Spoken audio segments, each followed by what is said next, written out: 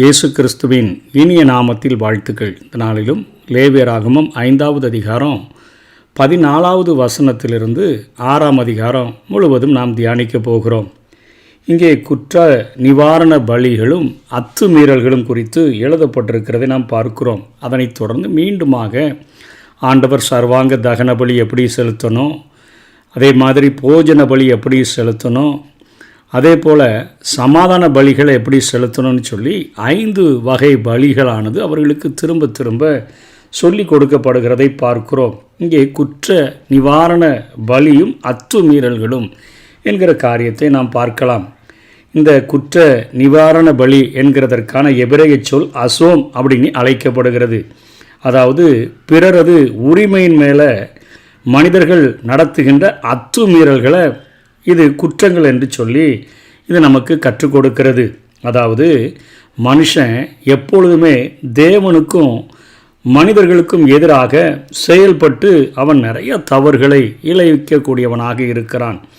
இந்த உலகம் பொல்லாங்கனுக்குள்ளே கிடக்கிறபடினால மனிதர்கள் தேவனுக்கு விரோதமாகவும் மற்ற மனிதர்களுக்கு விரோதமாகவும் அவர்கள் பாவம் செய்கிறவர்களாக காணப்படுகிறார்கள். இந்த பாவத்திலிருந்து விடுதலை பெறுகிறதற்கான அந்த பரிகார பலியைத்தான் அசோம் என்று எபிரேய சொல் அழைக்கிறது. தமிழ் அதை குற்ற நிவாரண பலி என்று நாம் பார்க்கிறோம். பாவ நிவாரண பலி தவறு செய்யும் மனிதர்களினுடைய தன்மையை அது முக்கியத்துவப்படுத்தி காட்டுகிறது. அதாவது நம்ம நேற்றைய தினத்தில் கற்றுக்கொண்டது போல் ஒரு தவறு நடக்கும்போது அவன் பார்த்துட்டே இருக்கிறான். அங்கே ஆணையிடப்பட்டு அவன்கிட்ட அதற்குரிய காரியங்கள் கேட்கப்படும் பொழுது அதை அப்படியே மறைக்கிறான்னா அவனுடைய தன்மை ஒருவேளை பயத்தில் மறைக்கலாம். இது நமக்கு தேவையில்லாத வேலைன்னு நினைக்கலாம். இல்லைனா அடுத்தவன்கிட்ட எதுக்கு போய் பகையை சம்பாதிக்கணும், நம்ம வேலையை பார்த்துட்டு போகலான்னு சொல்லி ஆணையிடுவித்து கேட்டாலும் கூட சொல்லாமல் போகிற காரியங்கள் அந்த பாவத்தன்மைகளை குறித்து நம்ம பார்த்தோம். ஆனால் இங்கே என்ன அப்படின்னு சொன்னால் குற்ற நிவாரணம் செய்த அந்த குற்றத்தினுடைய தன்மையை இது முக்கியத்துவப்படுத்தி சொல்லுகிறது. என்னென்னா இங்கே குற்றங்கள் 2 வகைகளாக பகுக்கப்பட்டு காட்டப்படுகின்றது. அதாவது தெய்வீக காரியங்களில் செய்கிற குற்றங்கள், இதைத்தான் 15வது வசனத்திலிருந்து 19ஆம் வசனம் வரையிலும் 5ஆம் அதிகாரத்தில் பார்க்கிறோம். அதாவது தேவனுக்கு விரோதமாக, தேவரீர் நான் உமக்கு விரோதமாக நான் பாவம் செய்தேன். அதாவது தேவன் அவர் தந்திருக்கிற நியாயப்பிரமாணத்தில் எப்படி நடக்கணும்னு சொல்லி நமக்கு கற்றுக் கொடுத்திருக்கிற போது அந்த சித்தத்திலிருந்து நாம் குறி தவறி செய்கிற எல்லா பாவங்களுமே தேவனுக்கு விரோதமாக செய்கின்ற பாவங்களாக அவைகள் காணப்படுகின்றன. தாவீது அங்கே உரியாவினுடைய மனைவியை எடுத்துக்கொண்ட பொழுது அவன் பாவத்தை அறிக்கையிடுகிற போது தேவரீர் ஒருவருக்கே விரோதமாக நான் பாவம் செய்து என்று சொல்லுகிறதை பார்க்கிறோம். அதாவது இச்சை, விபச்சாரம் இவைகள் பாவம் என்று அழைக்கப்படுகிறது. கொலை செய்யாதிருப்பாயாக என்கிற காரியமானது சொல்லப்பட்டிருக்கிறது. உரியாவை கொன்றுவிட்டான், அவனுடைய மனைவியை எடுத்துக்கொண்டான். இந்த காரியங்கள் தேவனுக்கு விரோதமாக மற்ற மனிதனை பாதிக்கக்கூடியதாக இருந்தாலும் தேவன் கொடுத்த அந்த கட்டளைகள் எல்லாவற்றையும் அவன் மீறி செய்கிறதை நம்ம பார்க்கிறோம். தெய்வீக காரியங்கள் ஆண்டவர் தனக்கு அவரோடு கூட இருக்கிற ஐக்கியத்தில் நம்ம எந்த தவறும் குறிதவறி விடக்கூடாதுன்னு சொல்லி கொடுத்துருக்கிறாரே, அதிலிருந்து அந்த குறிதவறுகிற காரியம் எல்லாமே தேவனுக்கு விரோதமாக நாம் செய்கிற பாவங்கள். அதே போல் மனிதர்களுக்கு எதிராக செய்கிற குற்றங்களை பார்க்கும் பொழுது இந்த 6ஆம் அதிகாரத்தில் 3ஆம் வசனம் வரையிலும் பார்க்கிறோம்.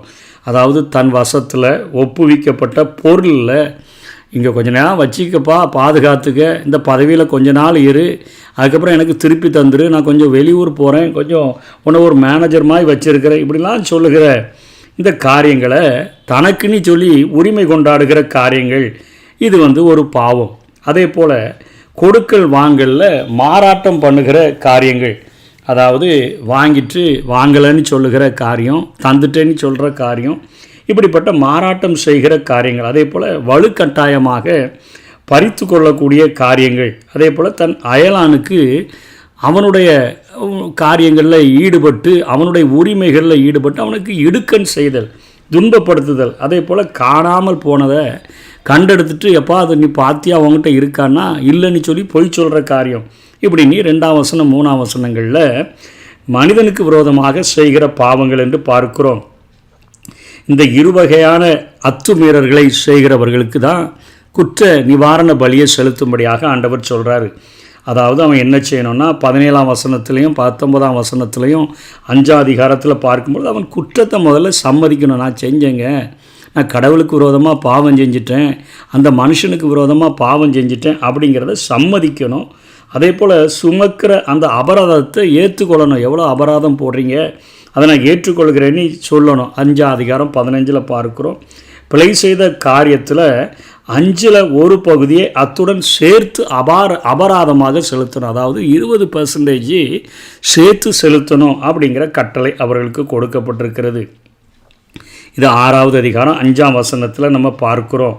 ஆகவே இயேசு கிறிஸ்துவினுடைய அந்த நிழல் உருவமாக இந்த பலி, குற்ற நிவாரண பலி இங்கே சொல்லப்பட்டிருக்கிறத பார்க்குறோம். அத்துமீறலையே தங்களுடைய வாழ்க்கையில் கொண்ட மனிதர்கள் அபராதத்துடன் சேர்த்து அனைத்து பரிகாரத்தையும் செலுத்தணுமே. அந்த அனைத்து பரிகாரத்தையும் உலகத்தில் உள்ள எல்லா மக்களுக்காக தன்னுடைய பாவமில்லாத சரீரத்தை பாடுபடுகிறதற்கும் தன்னுடைய குற்றமில்லாத இரத்தத்தை முழுமையாக எல்லா சொட்டு இரத்தத்தையும் சிந்துகிறதற்கும் தன்னை ஒப்பு கொடுத்த இயேசு இங்கே குற்ற நிவாரண பலியாக நமக்காக ஒப்பு கொடுத்ததை பார்க்கிறோம். இதோ நான் எடுத்து கொள்ளாததை கொடுக்க வேண்டியதாயிற்றுங்கிற ஒரு கதறல் சங்கீதக்காரன் 69வது சங்கீதத்தில் 4வது வசனத்தில் சொல்லுகிறது. இதையே குறிக்கிறது. நான் எடுத்துக்கொள்ளாததை கொடுக்க வேண்டியதாயிற்று. ஆண்டவர் எந்த ஒரு மனிதனுடைய காரியத்தையும் எடுக்கலை. அவர் கையில் கொடுக்கப்பட்ட பொறுப்புக்கு அவர் உரிமை கொண்டாடலை. கொடுக்கல் வாங்கலில் மாறாட்டம் பண்ணலை. வலுக்கட்டாயமாக பறித்து கொள்ளலை.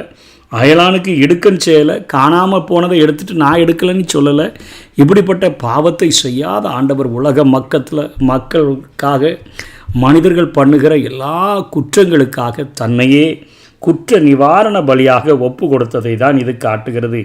நமது அத்துமீறல்களை பற்றி நமக்கு நிச்சயமாக ஒரு எச்சரிக்கை தெய்வீக காரியங்களின் அத்துமீறல்கள் அறிந்தும் அறியாமலும் நம்மிடத்தில் இன்றைக்கி பெருகி வருகிறத பார்க்கிறோம். அதே போல் உடன் மனிதன் நம்மோடு கூட இருக்கிற மனிதர்களுடைய தொடர்பிலும் அத்துமீறல்கள் நம்மை நீதியற்றவர்களாகவும் மாற்றுகிறது, சாட்சியற்றவர்களாகவும் நம்மை மாற்றிவிடுகிறது. ஆகவே தேவனோடும் மனிதரோடும் சமூகத்தோடும் அரசாங்கத்தோடும் நமக்கு நிறைய கடமைகளை வேதம் கற்றுக் கொடுக்கிறது. தேவனிடத்தில் எப்படி நம்ம நடந்து கொள்ளணும், சக மனிதர்களிடத்தில் எப்படி வாழணும், நம்ம வைக்கப்பட்டிருக்கிற சமுதாயத்தில் நம்ம எப்படி வாழணும், அதே போல் அரசாங்கம் நம்மை ஆளுகிற அரசாங்கத்துக்கு நம்ம எப்படிப்பட்ட காரியங்களை செய்யணும், நமது கடமை என்ன, வரையறைகள் என்ன, இவைகளை தெளிவாக புரிந்து நம்ம செயல்பட வேண்டும். அவைகள் நம்முடைய வாழ்க்கையில் கடைபிடிக்கப்பட வேண்டும். அத்துமீறல்கள் நம்முடைய வாழ்க்கையில் வரக்கூடாது என்பதை இந்த பலிகள் நமக்கு அவைகள் நமக்கு கற்றுக் கொடுக்கின்றன. பலிகளும் கிறிஸ்துவும் என்கிற காரியத்தை இந்த 6 அதிகாரங்களுக்குள்ளே நம்ம பார்த்துட்டோம். அதாவது வேதாகமும் இயேசு கிறிஸ்துவின் மரணத்தை ஒரு சாதாரண மரணமாகவோ அல்லது ஒரு தியாகமாகவோ அல்லது ஒரு இரத்த சாட்சியாகவோ காட்டலை. அதாவது நம்ம நினச்சிக்கிறோம் இயேசு கிறிஸ்துவின் மரணம் ஏதோ தற்செயலாக அவரை பிடிச்சி சிலுவையில் அரைஞ்சிட்டாங்கன்னு நினைக்கிறோம், இல்லை தன்னை தியாகமாக ஒப்பு கொடுத்துட்டார் அப்படின்னு நினைக்கிறோம், அல்லது இரத்த சாட்சி அப்படின்லாம் வேதம் காட்டலை. ஆபேல் முதல் உள்ள அந்த பரிசுத்தவான்களினுடைய மரணத்தை ஆபேல் முதல் இயேசுவே சொல்லும் பொழுது அந்த சகரியாவின் இரத்தம் சிந்தப்பட்டது என்று சொல்லுகிறாரே, அது வரையிலும் சிந்தப்பட்ட இரத்த சாட்சிகள் என்று சொல்லுகிற காரியத்தை பார்க்கிறோமே. அதே போல் இயேசு கிறிஸ்து இரத்த சாட்சியாகவும் மறிக்கலை. வேதம் இரத்த சாட்சியாக இயேசு மறிச்சார்னு நமக்கு கற்றுக் கொடுக்கலை. இயேசு கிறிஸ்துவின் மரணத்தை மட்டும் பலியாக அது நமக்கு காட்டுகிறது. அவர் பலியாகும்படியாக கடந்து வரப்போகும் தேவகுமாரன் என பழைய ஏற்பாட்டில் உள்ள தீர்க்க தரிசன நூல்கள் எல்லாம் நமக்கு சொல்லி கொடுக்கின்றன. அதாவது பலியாக வரப்போகிற தேவகுமாரன் என்று கற்றுக் கொடுக்கிறது. அவர் பலியாக மாறிய மனுஷகுமாரன் என புதிய ஏற்பாடு நமக்கு சாட்சியிடுகின்றது. அதாவது உருவமற்ற இரத்தமும் சதையற்ற தேவகுமாரனாகிய கிறிஸ்து மனுஷகுமாரனாகிய இயேசுவாக மாறி 100 விழுக்காடு தேவனும் 100 விழுக்காடு மனிதனுமாக இயேசு கிறிஸ்துவாக வாழ்ந்து பூரணமான பலியாக மாறினதோடு பூரணமான பலி செலுத்துவோராகவும் அவர் திகழ்ந்தார் என்பதைத்தான் எபிரேயாக்கியோன் 7வது அதிகாரம் 27வது வசனத்திலும் 9வது அதிகாரம் 12ஆம் வசனம் மற்றும் 14வது வசனத்தில் நமக்கு கற்றுக் கொடுக்கிறார். அவர் மரித்து உயிர்த்ததாலே தமது பலியின் பூரணமாகுதலை அவர் நிறுவினார். அதாவது அவருடைய பலி அங்கீகரிக்கப்பட்டது என்பதை அவருடைய உயிர்த்தெழுதல் நமக்கு காட்டுகிறது. பழைய ஏற்பாட்டு பலிகள் இயேசு கிறிஸ்துவை அது அடையாளப்படுத்தி நிழல் உருவமாக அவைகள் நின்றன. இந்த 6 அதிகாரங்களில் நம்ம பார்க்கும் பொழுது சுகந்த வாசனையான பலிகள்னு ஒரு 3 பலிகளும் சுகந்த வாசனையற்ற பலிகளாக 2 பலிகளும் அங்கே ஆண்டவரால் மோசையின் மூலமாக அவர்களுக்கு கற்றுக் கொடுக்கப்படுகிறது. அதாவது சர்வாங்க தகன பலி, போஜன பலி, சமாதான பலி ஆகிய 3மே தாமாக முன் வந்து மனிதன் செலுத்தக்கூடிய பலிகள். இது சுகந்த வாசனையான பலிகள். அதை தொடர்ந்து 4, 5, 6 அதிகாரங்களில் வரக்கூடிய அந்த பாவ நிவாரண பலியும் குற்ற நிவாரண பலியும் சுகந்த வாசனையற்றவை. ஏன்னா பலி செலுத்த இந்த 2 பிரிவுகளாக இவைகளை பிரிக்கலாம்.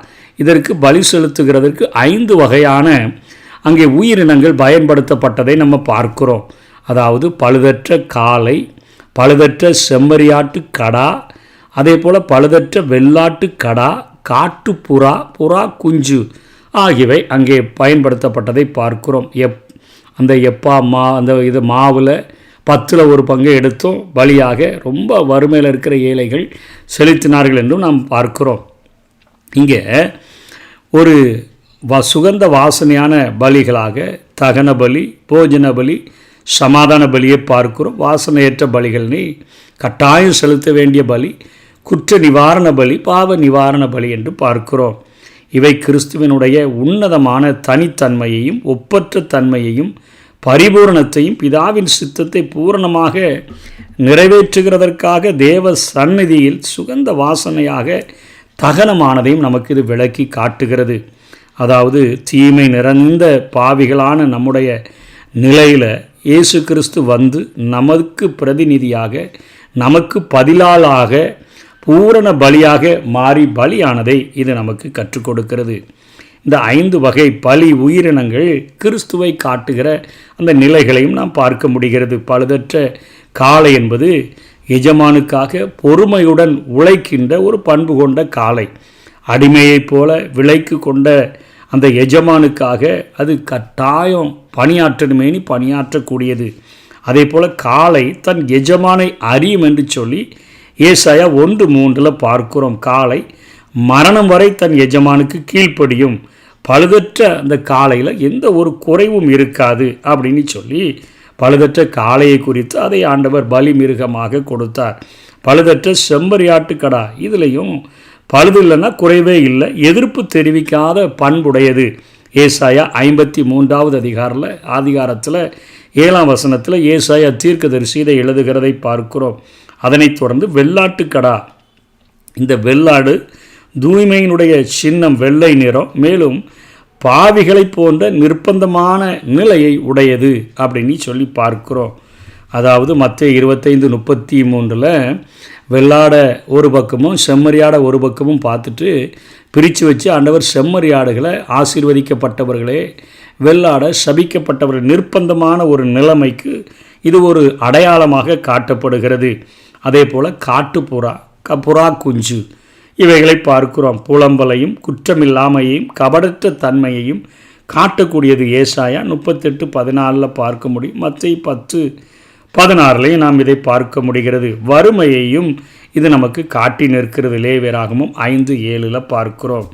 இது எப்படி கிறிஸ்துவினுடைய நிஜமாக மாற்றப்படுகிறது என்று சொன்னால், பிதாவின் சித்தத்திற்கு தம்மை முழுமையாக ஒரு அடிமை போல ஒப்பு கொடுத்தவராக, எப்படி எஜமானுடைய அந்த தன்னை விலைக்கு வாங்கினவருக்கு அது கீழ்ப்படிந்து அது வேலை செய்தோ அதே போல் அடிமையைப் போல தன்னை ஒப்பு கொடுத்தவர் என்று பார்க்கிறோம். ஏசாயா 42:1-7 வரை பார்க்க முடியும். ஏசாயா 52:13-14 பார்க்க முடியும். எபிரேயர் 10:9 நம்ம பார்க்க முடியும். அதே போல் கிறிஸ்து தமது பிதாவை அறிந்திருந்தார். யோவான் 8:55 நம்ம பார்க்கிறோம். அவர் அங்கே பிதாவினுடைய சித்தத்தை அறிந்திருந்தார் என்றும் பார்க்கிறோம். கிறிஸ்துவும் மரண பரியந்தமும் தமது பிதாவுக்கு அவர் கீழ்ப்படிந்திருந்தார் என்பதையும் நம்ம பார்க்கிறோம். கிறிஸ்துவில் எவரும் எந்த குறையையும் காண முடியல. யோவான் 8:46. கிறிஸ்துவும் பதில் எதுவுமே செய்யலை அப்படிங்கிறத பார்க்கிறோம். தூய்மையான கிறிஸ்துவும் நிர்பந்தமான நிலையில் பாவிகளாக எல்லா பாவமும் அவர் மேலே சுமத்தப்பட்டு நமக்காக பாவமானார் என்று சொல்லி பார்க்கிறோம். கபடம் நிறைந்து புலம்பி கடந்த நம்மை மீட்பதற்காக கபடற்ற கிறிஸ்து அவர் தன்னுடைய வாழ்க்கையே பலியாக ஒப்பு கொடுத்ததை பார்க்கிறோம். பாவத்தால் தேவ பிரசன்னத்தை இழந்து வறியோராக நமக்காக ஏழையாக அகதியாக அடிமையாக இந்த உலகத்தில் அவர் தோன்றி அடிமையின் ரூபம் எடுத்து மனுஷ சாயலான இயேசு கிறிஸ்து நமக்காக ஜீவனை கொடுத்தார் என்று சொல்லி பிலிப்பியர் 2:7 பார்க்கிறோம். 2 கொரிந்தியர் 8:9 பார்க்கிறோம். நம்முடைய அருமை இரட்சகர் இந்த 5 வகையான பலியாக மாறினதோடு அந்த பலிகளை ஏறெடுக்கிறவராகவும் மாறினார். உலகத்தின் ஒவ்வொரு மனிதனுக்காகவும், அதாவது உலகத்தின் பாவத்தை சுமந்து தீர்க்கிற தேவாட்டுக்குட்டியாக யோவான் 1:29 சொல்லப்பட்டபடி நம்முடைய பாவங்களுக்காக இரத்த சாட்சியாக அல்ல, தியாகமாக அல்ல, அல்லது ஒரு சாதாரண மரணமாக அல்ல, தன்னையே பலியாக ஒப்பு கொடுத்தார். இந்த 5 பலிகளும் இயேசு கிறிஸ்துவையே அவைகள் காட்டின. ஆண்டவர் நமக்காக இந்த உலகத்துக்காக வந்து ஒரு புதிய உடன்படிக்கையை நம்மோடு கூட ஏற்படுத்தி தன்னுடைய ஜீவனையே நமக்காக ஒப்பு கொடுத்தார் என்கிற காரியத்தை புரிந்து கொண்டு நம்முடைய வாழ்க்கையை அர்ப்பணித்தோம் என்று சொன்னால் நம்முடைய பாவங்களும் குற்றங்களும் மன்னிக்கப்பட்டு தேவனுக்கு பிரியமுள்ள வாழ்க்கையை வாழ முடியும். அப்படிப்பட்ட கிருபைகளை தேவன் நமக்கு தந்தருள்வாராக. ஆமென்.